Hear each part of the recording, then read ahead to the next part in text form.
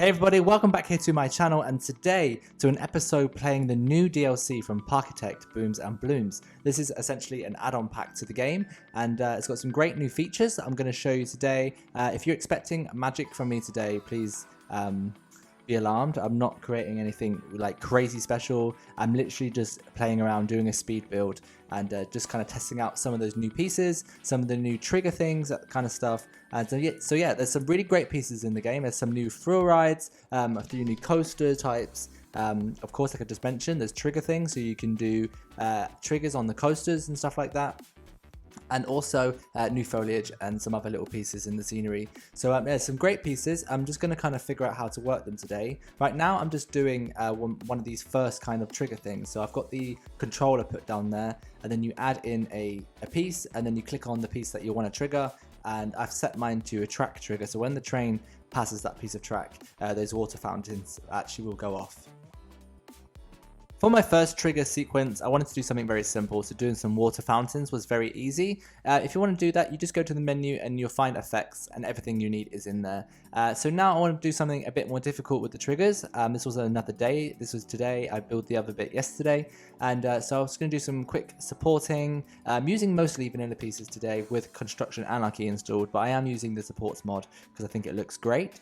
So yeah, I'm just going to add like this beam across the front, and then I'm going to put the orb light along that beam and set each light to a trigger, and then hopefully when the train launches, the lights will follow the train along the launch. So hopefully that will look really cool. While doing that, actually, I did realize that there's endless things you can do with the triggers, especially with the lights. Now, I can't wait to do a launch coaster and have like the race lights when it goes red, red, red, red, red, green. 100% doable with the new trigger system. So I'm definitely going to play around with that at some point as well. So yeah, today basically I'm actually building an Axis coaster. This is called the Pivot Coaster in the game, but it's based on the Axis coaster, which has recently come out from S&S. One doesn't actually exist yet, but there are plans to build one, I think. Definitely an amazing coaster type, like so unique, and I think it would be such an amazing ride to ride. So I wanted to kind of do that. Now, one thing I was a bit kind of not disappointed with, but kind of surprised with, is that actually in real life there is a launch option of the ride, and also a vertical lift hill version of the ride where it kind of goes up vertically and then turns over the top. And that's not actually possible with this coaster type. You can't build a vertical lift hill. So I thought that was a bit strange, to be honest. I thought that would be something you could do. But I guess with Coaster Anarchy installed, you can do that anyway. But for the base game without the mods installed, yeah, you can't do the lift hill with it going vertically up. So I've stuck to a launch. Originally, I wanted to do a vertical lift hill, which is what I wanted to build. But I've gone for this launch, which then actually led me on to doing this light trigger, as you just saw there in the dark. I'll show you that more in real time at the end of this video, so stick around. So right now, I just want to plow through the build. Also, another thing I came across here was I had a bit of problem deleting the path, so maybe that's a little bug. And also the path there on the entrance turned invisible for some reason. But when I closed the game and reloaded it again, all those problems were fixed, so that was fine. These new frame pieces are also new. I think they're really great. You can do coaster supports with those, maybe like RMC supports maybe, or hybrid coaster supports if you wanted to support yourself. Great for doing classic Arrow coasters, maybe like the Pepsi Max big one or Magnum. Those kind of supports look great. Another thing that's great as well is the text here. You can actually change the font now, so that's really, really cool. And I've picked this really cool font here for the Axis ride. Just making like a little entrance sign there for the queue line, just using, you know, standard borders and those new frame pieces and some pillars. And it's really simple, but it looks really, really cool. Just adding some bright colors there just to make it look really obvious and fun. So yeah, I'm going to do another entrance as well. I'm going to put in a flat ride and make an entrance using the new text as well, and kind of go through those fonts and see what I like. Yeah, like I said, not like an epic build, just really doing a coaster and just adding in some of those new pieces. So I'm just going to add a lake in and put some water. There's some really cool new waterfall features that you can use as well, which basically act as wall pieces with slopes and flat pieces. And you just make like a body of water and a slope. You can then go in and add actually some water curtains. I actually realized I put the water pieces on the top there the wrong way around, and so the water is flowing the wrong way. If this was like a big proper build, I'd go back and change that, but I didn't realize at the time, because it's just a mess around build, I'm not going to go in and bother changing that. And of course, there's lots of new foliage as well, which I think this game really needed. If you didn't have the Max Freaks Foliage Essentials installed, then you were kind of stuck and limited with those in-game tree pieces or foliage and bushes. And I think actually these new pieces are really, really cool. They're recolorable and resizable, which is great. And yeah, they're really good. The only thing I wish is that they didn't have a hitbox. You can't put them very close to each other, and I wish you could have kind of overlapped the trees slightly. But that's just my personal taste and opinion. And I think because I use modded trees and you can overlap them, that's how I feel about them. So I don't know about you guys who play vanilla. But yeah, so the new trees are really great. There's a great selection of trees, and like I said, they're resizable, so that's also really good. And also I found out that you can actually make them really small. And actually, I used to sink trees into the ground to act as big bushes. But if you make these trees, you can size them down quite small, and they still act as like a really cool medium size or a small bush, just to kind of vary up the bushes as well. So that was a nice little thing that I did. Put in some pillars there for the fences, and now I'm adding in a Starflyer. This is a great flat ride. I think it's really something that the game needed, and there are a lot of mod flat rides out there that you can download. But actually, like the in-game flat ride choices, there was quite a few, but not that many. And I think having a Starflyer is great. It's not like a ride that's particularly super thrilling. And so it's kind of like one of those in the middle kind of rides that I think a park, when it has one, it's kind of cool. And it also adds something to the skyline without having too many drop towers in one park. So that's cool. And as you just saw there, I just make like a feature, like a star feature to put on top using those great new shapes. There's lots of diagonal pieces, so that's fantastic.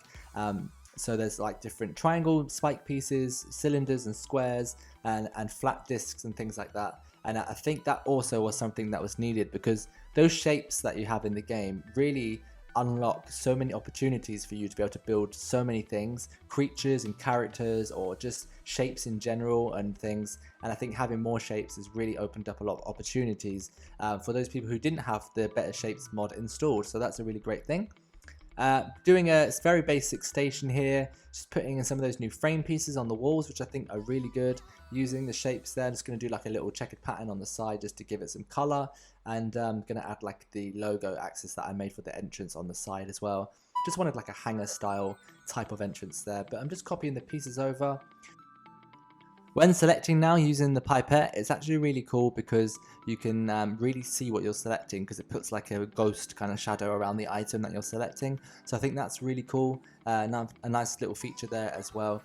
Just going to decorate this up a little bit more to make it look a little bit more interesting. But again, just a really basic station. I think it looks quite cool actually, but yeah, really simple. I'm actually going to go ahead off camera and support the coaster. You know how I feel about the in-game coaster supports. I'm not the biggest fan, and I do like to do my own supports for these things. So for the little kind of show around at the end of this video, I'm actually going to show you the coaster fully custom supported, but I'll do that, like I said, off camera, because it can be very tedious to watch. I've just done some fencing and stuff there as well. I'm going to add some of the new foliage here along the side. There's some great new terra painting. There actually is stripy grass like you'd have on a football pitch. I didn't use it in this build, but it is there. I did test it out a little bit, and it's really cool. Quite faint to see. I couldn't really see it with my eyes because I'm very like funny with some colors, but I could see that was a slight difference. So that looks really cool. And yeah, just adding in a few more trees, etc. I think adding water under a coaster as well is really good. So that's something that I do quite a lot. Just adding in another sign there for the Starflyer, and I did actually use one of the other fonts, which I think suited this flat ride really nicely. Just doing like a really basic front entrance sign now. Just going to change the text there a little bit, make it a bit smaller. And I did actually add some flags onto it, which I'll show you now in the kind of look around. So here we are in real time. I added like a canopy over the queue line, put some flags there on the little front entrance sign. Like I said, if this was a proper park or a build that I would do, then I would have put a lot more detail and love into it. But I really just threw some pieces together just to kind of play with a lot of those new pieces in the DLC. And yeah, I really love it. I think it's great. I can't wait to like do some fully fledged parks, use the new coaster type, especially the axis coaster or the pivot coaster, and also the trigger stuff. I think that's going to like really change some of this building and adding effects and stuff. And I've already seen stuff on Reddit and on Discord from people that have used the trigger effects in really epic ways.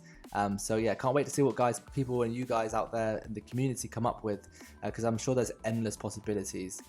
So right now I'm just going to kind of show you here the coaster that I built, Axis, kind of going around. The cars are crazy, they're flipping around. Actually on the straight section, the cars kind of get stuck upside down, which I think is actually kind of cool. And yeah, so it's quite like a basic kind of figure 8 style layout. And yeah, it's just cool. It's a really fun coaster. You can really just do any twists that you like with that coaster, and it's going to look good, and those cars are going to flip around. So yeah, can't wait to build more of these coaster types. Definitely going to do a challenge 1 month with one of these coaster types, I think, because it's really cool. I really love it. Also, there's obviously switch tracks. Didn't use that today. Can't wait to start using those as well. But yes, you can use switch tracks on the Junior coaster and on the Mine Train coaster, I believe, and with the Coaster Anarchy on all coaster types. So I can't wait to experiment with the switch track. Didn't get the chance today to use it, as I said, but yeah, some great features. So go and download it. Like I said, it's not too expensive. Definitely worth it. I actually have both DLCs installed, and I think they're both fantastic. So I definitely recommend getting those if you have the base game. Definitely enhances the gameplay and everything. So yeah, really worth it. So here's what I did. As you can see, I did custom supports there across the whole coaster. Didn't put too much love into those supports because it was a rush job. Definitely just wanted to get something done to show you. And I also just did my normal thing that I do a lot, which is checkered paving, just to make it look a bit more interesting. But yeah, thanks so much for watching, guys. I really appreciate it. Give me a thumbs up if you've enjoyed this video, and please do not forget to subscribe to my channel if you're not subscribed already. And I'll see you all next time for another episode. Bye.